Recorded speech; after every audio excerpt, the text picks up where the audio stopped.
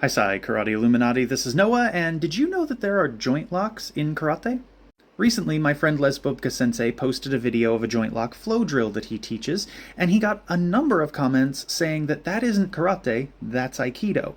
And the implication of these comments was pretty clearly that these people don't believe there are joint locks in karate, and that if a karate practitioner is doing joint locks, they must have got them from some other martial art. One of these comments was even from someone with karate experience, specifically in Kyokushin karate. And as frustrating as it is, I can't really blame those people for having this misconception, because by and large, mainstream karate is Japanese-style karate, like Shotokan and Kyokushin.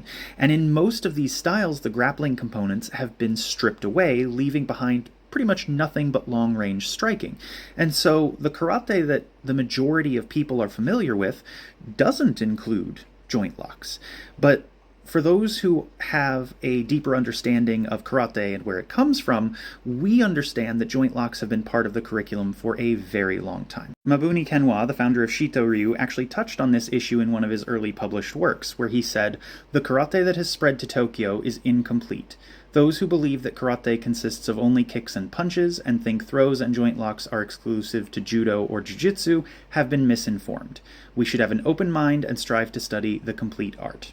Now, in context, he's specifically speaking of Goju-ryu in this instance, but that doesn't mean that it doesn't apply more broadly to other styles of karate.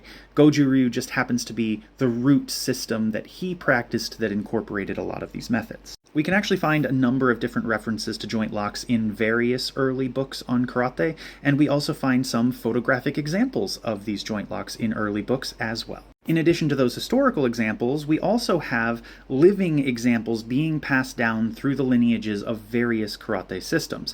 And these joint locks, or kansetsu waza, are generally classified as tuiri, or seizing hand techniques in Okinawan karate. Of course, the emphasis on and amount of tuiri in a given curriculum does vary from style to style and from dojo to dojo, but I have not been able to find a single Okinawan karate system that does not incorporate joint locking techniques in one form or another. And this really shouldn't be surprising, because having joint locking techniques in karate makes sense both in terms of its historical context and in terms of its development. From an historical perspective, we know that karate and its predecessor arts were developed by Okinawan nobility who had jobs doing things like royal bodyguard, palace guard, police officer, military attaché. Most of these people used their martial arts training for self-defense, law enforcement, or security work. Those were the contexts that karate and its predecessor arts were designed for.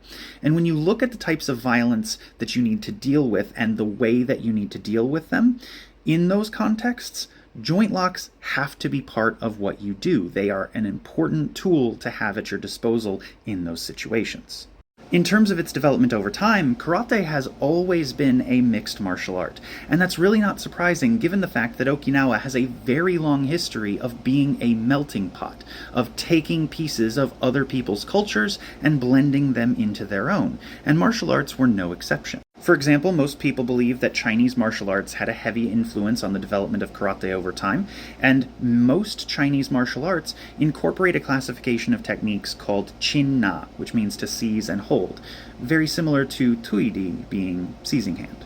Now, Okinawa had cultural exchanges with China for well over 400 years, plenty of time to incorporate those chin-na methods along with many other fighting techniques from Chinese martial arts. And of course, they also incorporated material from Korean martial arts and Indo-Chinese martial arts, Indonesian martial arts, as well as Japanese martial arts. The Satsuma samurai invaded the Ryukyu kingdom in 1609 and successfully conquered it, making it a vassal state of Japan. But they did allow it to remain a vassal state of China as well, primarily for a trade loophole.